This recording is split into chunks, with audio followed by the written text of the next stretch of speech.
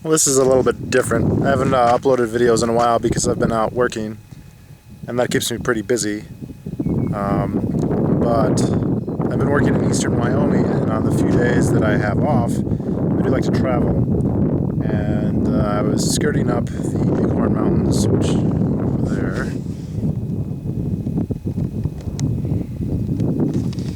And the Bighorn Mountains on their east face are drained by the Powder River. And I kept noticing on the map that on the western slopes they're drained by the Little Bighorn River. And suddenly I realized that the most famous battle, probably, almost certainly actually, of the Indian Wars took place at the Battle of the Little Bighorn. And so I decided to come visit. So I'm at the battleground now, and it's kind of interesting. There's the river itself is maybe a mile or so from here. You can see the valley, and actually I-90, one of the main highways that crosses the U.S. from east to west. I mean, I can see a semi right now coming down it. But every place where a soldier was killed, and actually many places where natives were killed, are marked by graves. So you can see along this trail, these white markers are places where people died. And up there is Last Stand Hill.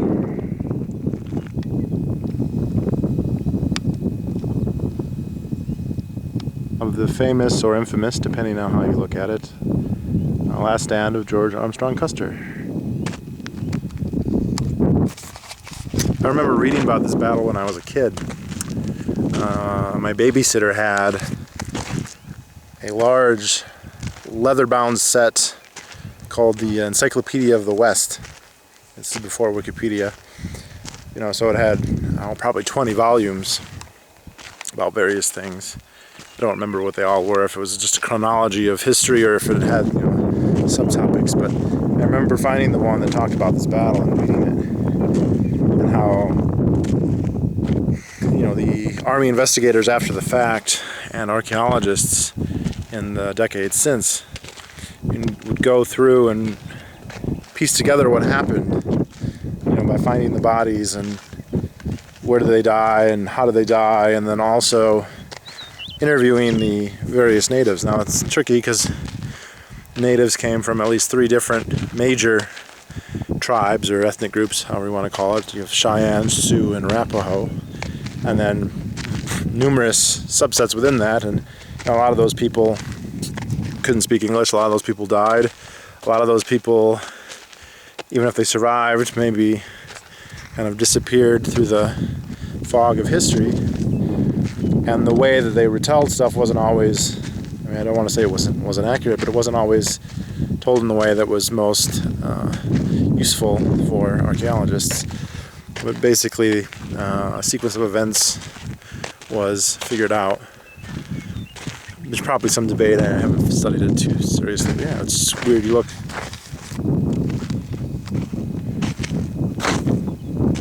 These are not marked with individuals. They just say U.S. cavalry soldier. They know exactly who died, but they don't know which bodies were which. I think it's the date is before dog tags.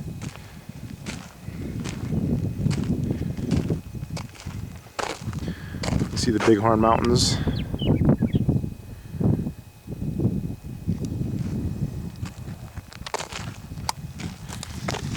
This is in Montana, southern Montana, probably only 20 or 30 miles from the Wyoming border. And also, it's technically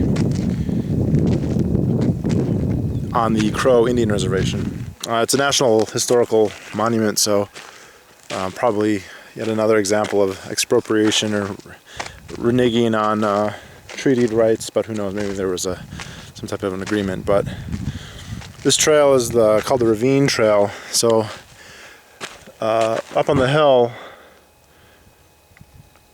it wasn't actually the last stand. Apparently, a number of soldiers attempted to flee unsuccessfully towards the river. I don't know what value there would have been in escaping into the river, but they attempted to. In this ravine here, actually you can see it right there,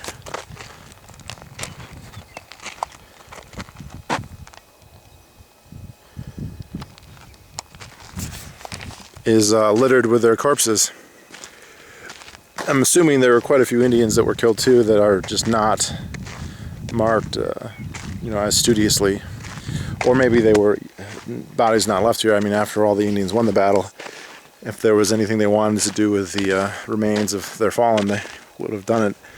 And I can hardly blame them for that, but then denied archaeology that information. Yeah, it looks like...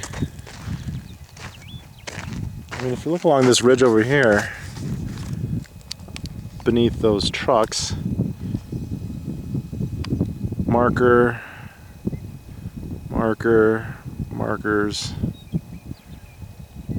and even here.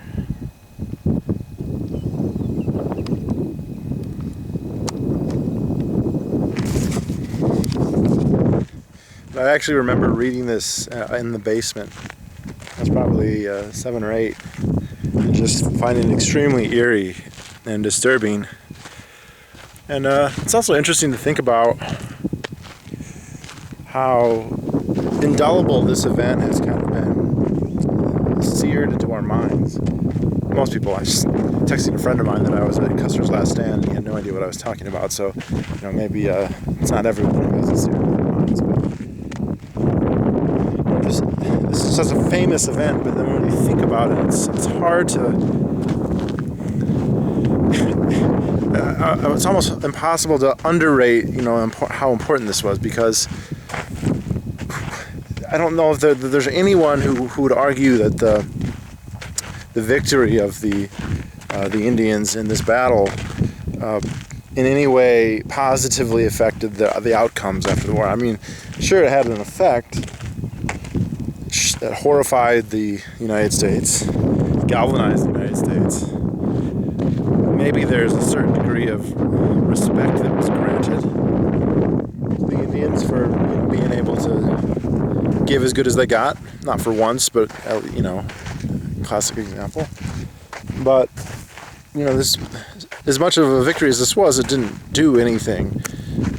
These bands, I think, almost all of them were defeated and forced to flee to Canada or to join the reservations within a year or two of this. And the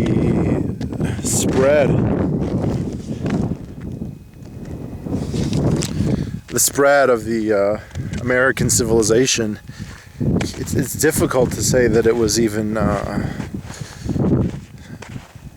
retarded a month because of this. Who knows? I could be wrong. Maybe it was longer than that. But and then the other thing I was thinking about, it gets seared into our consciousness, and we kind of think of like, this is how it always was, but this battle, as with any battle really, it is the culmination itself of many, many years of change. Here we go. 4 in a row, and 1 on the path. That's interesting.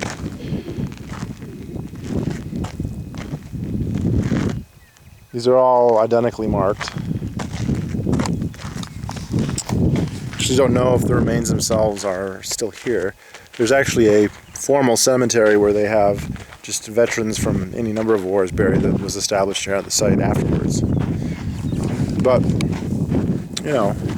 it wasn't like there was decades and decades and decades or hundreds of years of constant battle between the cavalry forces of the United States and the horse culture natives of the plains. I mean, the United States government was only beginning to build, forts and outposts a few decades before this, and they were quite minimal initially. And the famous stockade, the Hollywood fort, that we're all probably familiar with. It wasn't like an epic part of history. It was just a very small slice, a very temporary setup. And even the Native Americans, the horse culture, I mean, that was new. That's historic. It was horses that had lived in the U.S. before the Ice Age, but they'd been extinct for thousands of years. and been reintroduced by the Spanish. And so the Sioux or the Cheyenne, they only took up horse culture in the 18th century probably, and then a lot of those tribes, I don't know the histories of all of them, but in the case of the Sioux, they didn't originate on the Great Plains, and immediately prior to that they were on the in like Minnesota in the Western Great Lakes, and their adoption of the horse culture allowed them to venture out into the plains and end up all the way out here. But that was a recent phenomenon. I think it's typified by a famous quote by Sitting Bull lamenting the change in Indian society, that he laments that Indians today, he's probably speaking in the 1880s or 90s, they'll never ride a horse, they'll never fire a gun, they don't know what it means to be an Indian. And those are both things, radical cultural changes that had just happened within a generation or two or three. This is the end of the trail, by the way, so I'm in the ravine.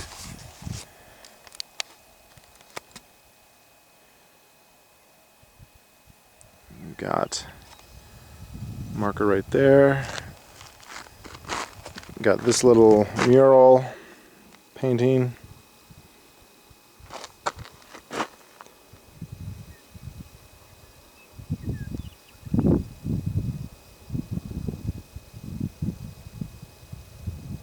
"40 soldiers from the last ant hill were killed here."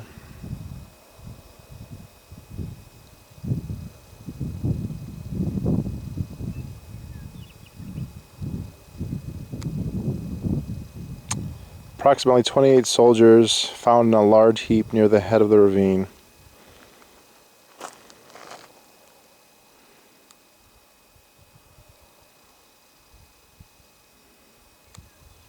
This is actually terrible font. It's actually quite hard to read. It says only 2 Indians were killed. I find that remarkable, if that's true. I guess it's a testament to the disadvantages of being in a ravine.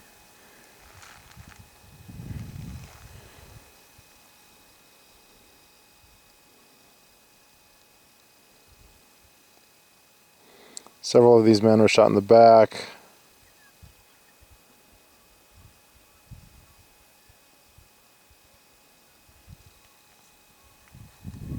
You can see the cottonwoods along the Little Bighorn River. Yeah, there's more grave sites.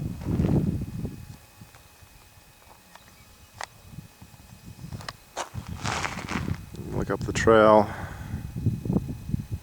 Last Tent Hill is just out of view. I'm gonna head back up there. So this is probably where it actually ended. I think there's something, I don't want to say compelling, but maybe that is a good word, of you have a military unit that's this concentration of coercion, firepower, of an armed group of martial men organized and centralized and devoted to war. And it's expected that some of those men will die in the process of what they do. And that's not, we can lament that and debate its ethics, sure. Not making excuses for it, but there's something expected about it. But to have, a force be completely annihilated to the last man, and that's itself somewhat debatable, since it wasn't like the entire 7th Cavalry was destroyed. It was just the detachment under Custer, about 250 men. Not so many men in the long haul of things, but I think there are a couple other parallels. The other one that comes to mind is an event maybe 3 years after this in South Africa, the very famous Battle of Island Luana, where the Zulu kings Kachawea wiped out a much larger force, or nearly wiped out a much larger force of British. I think something like 1,200 or 1,500 men don't know. I don't think they were killed to the last man, but I think it was very close. And there's something about events like that that are just very gripping. I know this event has, you can kind of chart our cultural evolution, if you want to call it that, from Custer as a hero, you know, as the patriot in many, many Hollywood films, many, many westerns, many, many black and white. It's an interesting question how many times this battle has been reenacted for Hollywood, or in novels, or in television. And then to see his character kind of slowly change over the years to a crazy maniac, you know, a genocidal person. If you watch something like The Little Big Man, or, you know, you wonder what the take of Kevin Costner would be on something like this. In fact, I feel like it's probably due for another retelling.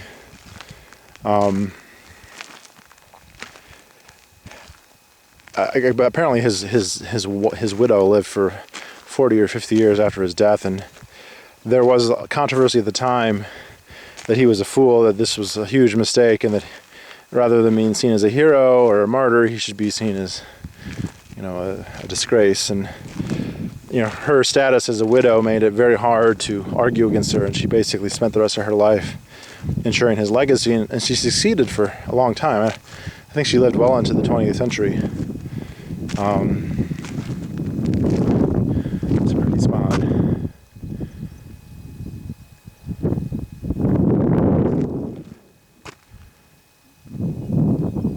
Yeah, you can just see I-90.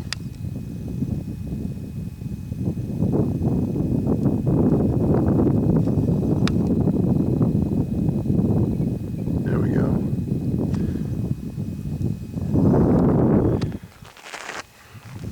To see, you know, his image can kind of be taken as a barometer of how we think about stuff like this. You know, and there was, by the 70s, 80s, and 90s, there was definitely the politically correct backlash. You know, it had elements of truth to that, obviously. I feel like it would be very strange to characterize him as a freedom fighter, but on the other hand, it's very hard not to take pity, because they were fighting a foe that was going to be completely pitiless to them. I mean, even, you know, in World War II, the Germans you could surrender to, the Japs you could surrender to. In most cases, I mean, there certainly are accounts of atrocities both ways, but as a rule, it's something you could have done. And I don't think anyone would argue that surrender was on the table in wars of this nature. These were wars of annihilation.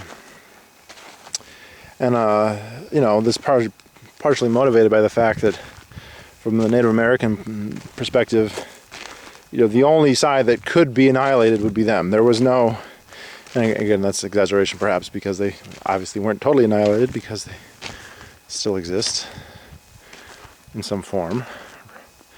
But,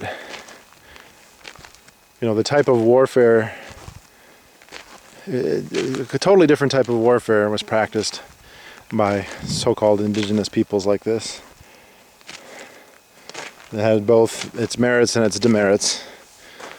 And in addition to their own formal types of warfare, you have to take into account the situation they were in. I mean, they could have culture and a kind of rules that they might use for warfare. But I think it's fair to say that at this point, they had to realize that their way of life, if not their absolute survival, was existentially threatened. You know, I don't know anyway, and I don't know if this is a question that can or even has been answered, to what degree they understood the trajectory of history. You know, if that's, I mean, the whites seemed very, very confident and correct in their assumption that they would replace the red man. There's the formal cemetery, very Arlington style. And, you know, it's easy to guess how feeling that your way of life and your tribe and whatever, your people, your family, were going to get annihilated, how much sympathy you'd have for the invaders who, I mean, it wasn't one-sided in the sense that both sides had committed crimes and atrocities, but the federal government in the 50s, in the 1850s, had organized many treaties under Franklin Pierce. You know, they'd come out here to Fort Laramie and Kearney and all these other places and call all the chiefs together and made all these huge paper maps and kind of worked out who got what and said, this will be yours forever. And it was scarcely the Civil War had ended, and they started going back on that. And the proximate cause here was the discovery of gold in the Black Hills. Something that had long been rumored, but that Custer himself had famously, made official. And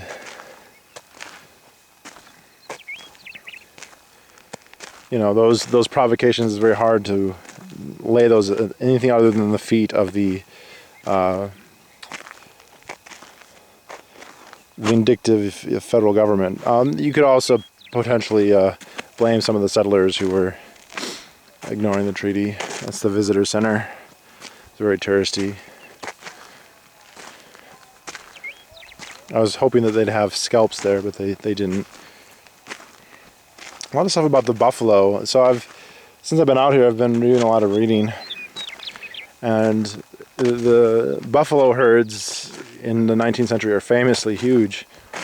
And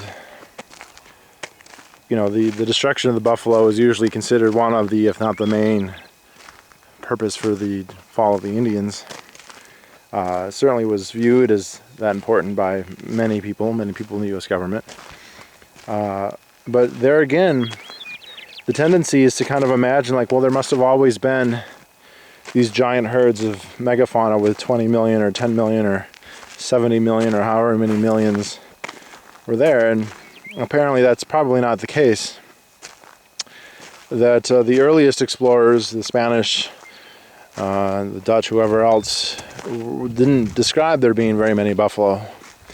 And that the native populations hunted them enough, even before they had horses, to keep their numbers in check and not to have the huge herds that were historically documented much later. And again, these are things that we don't know the details about, but are almost certainly the case that horrible epidemics of disease spread in the wake of white settlement. In fact, probably even the wake of the first white explorers. Right? You didn't have to wait for the 13 colonies. People like DeSoto and Cabot and Columbus and all these people could bring these diseases, and so you could have these epidemics. Not only that you could, but you almost certainly did have these epidemics that could have